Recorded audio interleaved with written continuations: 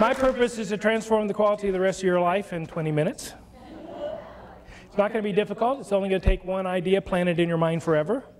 And I'm going to give you a bunch of them. So hold on. How many of you have ever experienced any stress? You mean things not going the way you want them to go? Have you noticed when that happens that you have a tendency to hold your breath, tense your muscles, maybe have a little self-doubt about how you're going to handle something, and then think negative and get serious? You ever notice that? I think it happens anytime anything is not the way we want it to be. And we get a lot of habits of that.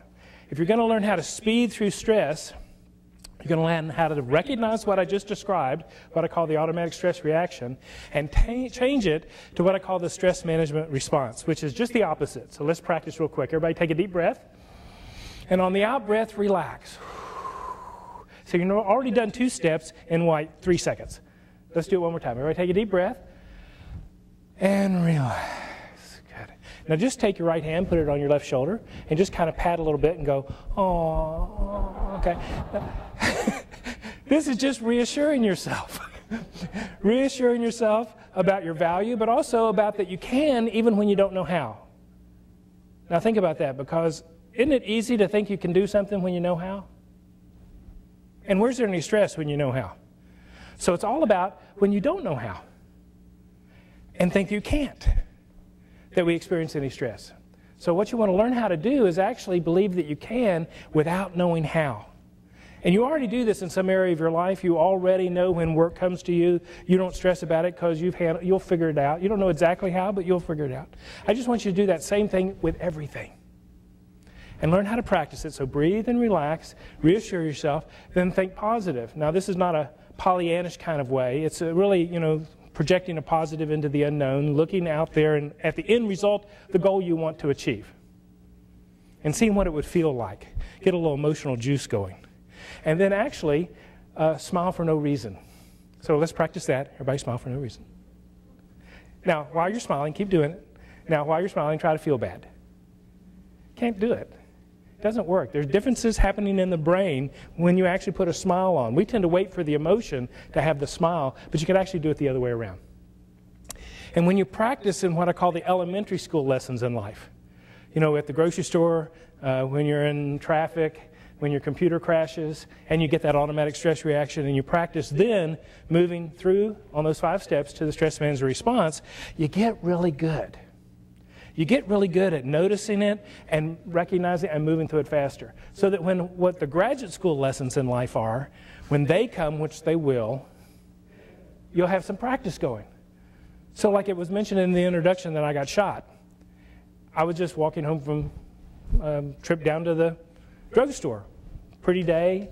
I just walked down to the area where I live, and I'm walking back, and a car comes by kind of slow, and the driver stops and gets out, and I think he's going to ask directions. It happens in this area. Time people, get lost or something, and he walks over and grabs me. That usually doesn't happen.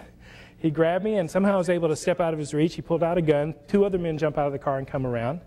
Notice if you just stopped breathing and tensed any muscles. This is called a stressful moment. And it's funny what your mind does in these moments, because I immediately started thinking about when I was a kid and they used to get beat up sneaking home from school. And I thought, wow, this hadn't happened in a long time. And somehow I just able to get out of his reach, and I thought, okay, what does he want? He wants to rob me, is what I thought. I'm going to go through this little movie. I'm going to say, what do you want? He's going to say, give me your wallet. I'm going to give him the wallet. And that's about as far as I got in my little movie. And I said, what do you want? And he just smiled and shot me, which I didn't expect at all. He shot me with a .38. Which is a pretty good sized bullet, hit me in the center of my chest from just a few feet away. So everybody take a deep breath and relax and reassure yourself, I'm the one who got shot. Okay, so Now the miracles are that the bullet stuck in the sternum. It didn't enter my body. It grabbed my shirt and spun the material of my shirt and created wadding around the bullet, and I didn't bleed at all. It didn't knock me down, and I think it kind of scared the guys because they turned and ran back to their car, kind of da-da-da, da-da-da-da. Any of you who are old enough to remember the Superman theme song.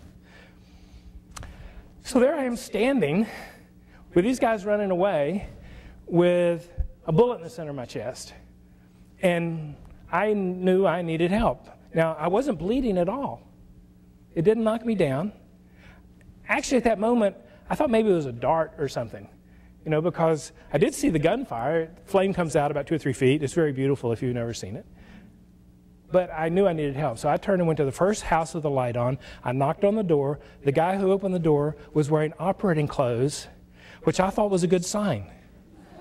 That was encouraging. I said, I think I've been shot. He said, come in.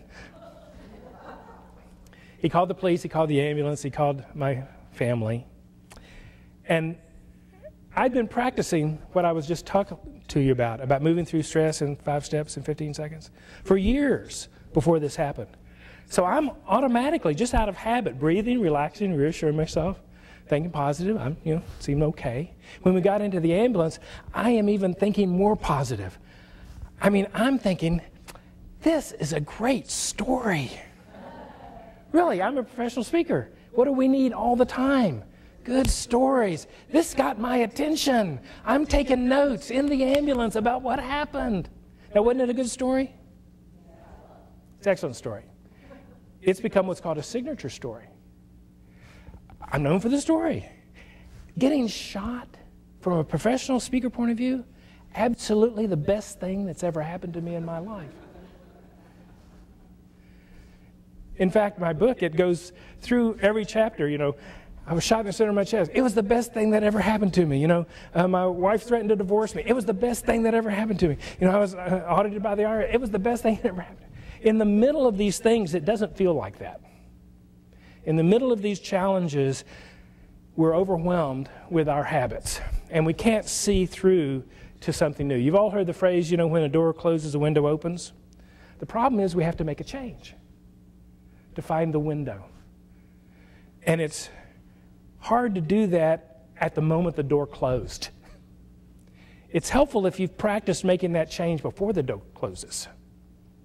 So that's why these processes are so powerful. And that's an experience of my application of it.